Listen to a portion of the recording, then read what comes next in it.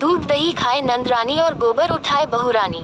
सुबह सुबह कड़ाके की ठंड थी, हर तरफ कोहरा ही कोहरा नजर आ रहा था। सुबह के 5:30 बज चुके थे। दूर दूर तक कोई नजर नहीं आ रहा था। घर के सभी सदस्य अपनी रजाइयों में घुसे हुए थे। पर यह क्या, घर की बहू कांता घर के पीछे की तरफ बने हुए बाड़े की सफाई कर रही थी। इतनी तेज ठंड के अंदर कांपते हुए हाथों से गाय का गोबर उठाती जा रही थी, साथ ही साथ मन ही मन कुड़ती जा रही थी। हे भगवान, जल्दी जल्दी काम निपटा लूं, नहीं तो अम्मा जी मेरा जीना दुश्वार कर देगी। ऊपर से तबीयत भी ठीक नहीं है, मन ही मन सोचती जा रही थी। कितनी ही कोशिश कर रही थी पर हाथ पैर तेज चल ही नहीं रहे थे। 5:30 बज चुके थे। अगर 6:30 बजे तक ये काम निपटा कर नहा धोकर चौके में नहीं घुसी तो अम्मा जी का अपना राग शुरू हो जाएगा। 6:30 बजे तक तो बिस्तर में चाय चाहिए होती थी उनको। पति माधव को भी तो उसी समय जगाना होता है। उसके बाद वही बिस्तर पर बैठकर फरमान जारी करती रहेंगी, बहू ये कर दे, बहू वो कर दे। नाक में दम ही कर लेती हैं। 7:30 बजे तक माधव का टिफिन भी तैयार करना होता है। आखिर नौकरी के लिए रोज शहर जो जाना पड़ता है। शादी को अभी 7 महीने ही हुए हैं। शादी से पहले कितना कुछ कहा था इन लोगों ने, बेटा शहर में नौकरी करता है, हमारे यहाँ तो नौकर है काम करने के लिए, गाय तक पाल रखी है, खूब दूध दही होता है, हम तो ताजी चीजें ही खाते हैं, आराम से रहो, खाओ पियो मस्त रहो। सोचा था कि शादी के बाद पति के साथ शहर में रहने को मिलेगा, पर हाय रे किस्मत, कितनी कोशिश की थी कि कमरा लेकर वही शहर में रह लेते, लेकिन अम्मा जी के आगे किसी की ना चली। कहीं बहू बेटा शहर के हो गए तो लौट कर ही नहीं आएंगे। आखिर बेटे को ही रोज आना जाना करना पड़ता है। माधव ने अपनी बड़ी बहन को भी कहा था कि अम्मा को समझाएं, पर उसने तो माधव को ही लताड़ दिया। औरत के आते ही अपनी अम्मा को अपने से अलग करना चाहता है। शर्म नहीं आती तुझे, इकलौता बेटा है, आखिर अम्मा भी चाहती है कि बेटा बहू उसकी सेवा करें। पर आजकल के लोगों को तो अकेले आसमान में उड़ने का शौक है। इसके आगे माधव कुछ कह नहीं पाया और कांता मन महसूस कर रह गई। इसमें भी अम्मा जी और उनकी बेटी मालती दोनों का फायदा था।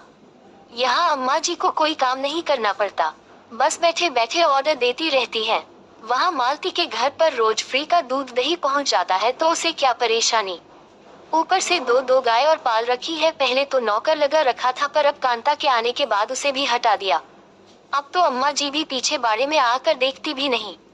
अम्मा जी ने जितना शादी के पहले कहा था उन सब के ढोल के पोल तो अब पता चल रहे थे। जैसे तैसे काम निपटा कर नहा धोकर कांता रसोई घर में चाय बना ही रही थी कि अम्मा जी की आवाज आई। अरे ओ महारानी, सो गई क्या, आज चाय मिलेगी कि नहीं? बस अम्मा जी ला रहे हैं, कहकर कांता ने चाय 2 कप में डाली और अम्मा जी को देने चली गई। अम्मा जी आपकी चाय, हमें तो लगा था आज हमें चाय नसीब ही नहीं होगी, कितनी देर लगा दी, जा जाकर माधव को भी चाय दे दे, और खबरदार उसके पास बात करने बैठी तो समय व्यर्थ हो जाएगा। उधर मालती भी इंतजार करती होगी, पति के पास कब बैठना है कब नहीं ये भी अब अम्मा जी डिसाइड करेगी। मन ही मन कूदती हुई कांता माधव को चाय देने चली गई और फटाफट काम करने लगी।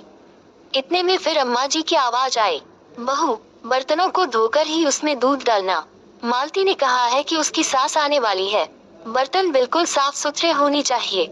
हाँ हम तो गंदगी में ही रहते हैं, कांता के मन ही मन बड़बड़ाती हुई बोली। अम्मा जी बर्तन तो रात को ही धो दिए थे, रात को बर्तन धोकर रखी थी तो क्या बर्तन फिर से धो ले, काम करते ही जोर आता है। और सुन, सारा दूध डाल देना, और वो दही जमा रखा है वो भी अलग केतली में डाल दे। दूसरी गाय बीमार होने के चक्कर में रोज एक ही गाय से दूध मिल रहा है, वहाँ शहर में तो कहाँ ताजी चीज खाने को मिलती होगी उसे। ये सुनकर के कांता के हाथ जहाँ काम कर रहे थे वहीं रुक गए। मन ही मन सोचने लगी, सारा दूध भेजने के लिए कह रही है, फिर तो घर में कुछ भी नहीं बचेगा, फिर मेरी तबीयत भी ठीक नहीं रहती, डॉक्टर तक ने मुझे दूध लेने को कहा है, इतना काम करने के बावजूद भी मुझे कुछ भी खाने पीने को नहीं मिलता। माधव और अम्मा जी तो अभी नाश्ते के साथ एक एक गिलास दूध गटक लेंगे, पर मेरा क्या, मुझे तो चाय भी नहीं पीने देती, कहती है कि चाय पीकर रसोई में काम करेगी तो रसोई झूठी हो जाएगी। आखिर हिम्मत करके अम्मा के पास गई तो देखा अम्मा जी मोबाइल पर बात कर रही थी। कांता को दरवाजे पर खड़ा देखकर बोली, अरे तो अभी तक यही खड़ी है, जल्दी से दूध केतली में डाल, वहाँ मालती दूध का इंतजार कर रही है। देख उसका फोन भी आ गया। आखिर हिम्मत कर कांता बोली, पर अम्मा जी, सारा दूध भेज देंगे तो घर के लिए दूध नहीं बच पाएगा। अब क्या करना है दूध का? नाश्ते में सब दूध ले ही लेंगे और कोई मेहमान आए तो पड़ोस की दुकान से मोल ले आएंगे। पर अम्मा जी, मुझे बहुत कमजोरी हो रही है और आपको पता ही है कि डॉक्टर ने कहा था कि सुबह शाम एक गिलास दूध ले लिया करो। हो, कुछ नहीं होता। शरीर को जैसा बनाओ वैसा बन जाता है। इसलिए काम चोरी छोड़ कर के जरा जल्दी जल्दी हाथ पैर चलाओ ताकि शरीर मजबूत बने। और वैसे भी मेरी बच्ची के दूध पर नजर मत मार। भला कभी सुना है कि बहुओं को भी दोनों टाइम दूध पीने को मिलता है? अम्मा ने अपना मोबाइल का स्पीकर चालू कर दिया। ले सुन मालती, आजकल की बहू के नखरे। अरे अम्मा, अपनी बहू से तो पूछ कि उसके मायके दूध दही की नदियां बहती थी क्या? अरे ससुराल में ऐसो आराम मिल रहा है तो सिर पर चढ़कर नाच रही है। जरा संभाल के रखना। महारानी की तरह जिंदगी जीने की आदत हो गई है उसे, कहकर मालती जोर जोर से हंसने लगी। कांता को अभी भी वहां खड़ा देखकर अम्मा जी बोली, अब भी कुछ सुनना है क्या? जा जाकर अपना काम कर। उस समय तो कांता ने कुछ नहीं कहा, चुपचाप रसोई में जाकर दूध दही केतली में डालकर दे दिए। लेकिन दिमाग में उसके बहुत कुछ चल रहा था। पूरे दिन का काम यूं ही चलता रहा। शाम को अम्मा अपनी आस पड़ोस की महिला मंडली के साथ बैठी पंचायती कर रही थी कि उसी समय मालती का फोन आया।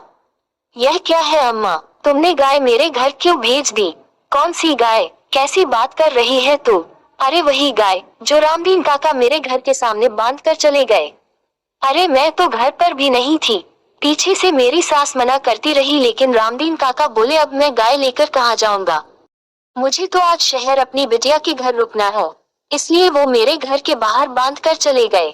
माधव को भेजकर अभी के अभी गाय वापस लेकर जाओ। यहाँ आस पड़ोस में अच्छा खासा तमाशा हो गया है, ऊपर से मेरे ससुराल वाले भी नाराज है। मालती ने बोलकर फोन बंद कर दिया। इधर अम्मा उठकर बाड़े की तरफ भागी। देखा तो गाय थी ही नहीं। कांता को आवाज देती देती अम्मा जी घर में आई। अरे ओ बहू, बाड़े में से गाय कहाँ गई? मालती जीजी के घर। तेरी हिम्मत कैसे हुई गाय को यहाँ से वहाँ भेजने की? उधर मालती को कितनी बातें सुननी पड़ रही है, अंदाजा भी है तुझे? जितनी बातें आप दोनों मिलकर मुझे सुनाती है उससे तो कम ही सुननी पड़ रही होगी। तेरी हिम्मत कैसे हुई गाय को शहर भेजने की? अभी तो मैं बैठी हूँ, तू कौन होती है फैसला लेने वाली? वो क्या है ना अम्मा जी, दूध दही खाए नंद रानी और गोबर उठाए बहू रानी, ये बात कुछ जच नहीं रही थी। इसलिए जब रामदीन काका आए और बोले बिटिया शहर जा रहा हूँ टेम्पो लेकर, कोई सामान मालती के यहाँ भिजवाना हो तो बता दे, तो मैंने सोचा गाय को वही भेज दूँ, जिससे जीजी को इंतजार भी नहीं करना पड़ेगा और मुझे इतनी ठंड में गोबर भी उठाना नहीं पड़ेगा। और वैसे भी अब हमसे ना होगा ये सब। बड़बड़ाती हुई अम्मा माधव को फोन कर गाय को शहर से लाने का बंदोबस्त करने लगी। आखिरकार माधव गाय को रात को टेम्पो से शहर से लेकर आया। गाय को बाड़े में बांधने के बाद ही अम्मा ने अपने पुराने नौकर को फोन कर दूसरे दिन से काम कराने के लिए कहा। इधर मालती की सास ने भी मालती को खूब डांट लगाई, लेकिन इस पूरे वाकये में एक फायदा तो हुआ कि अब अम्मा जी को ये समझ में आ गया था कि बहू अब चुप नहीं रहने वाली। इसलिए अब वो खाने पीने पर भी तो नहीं करती और बेवजह की तानाकशी भी नहीं करती।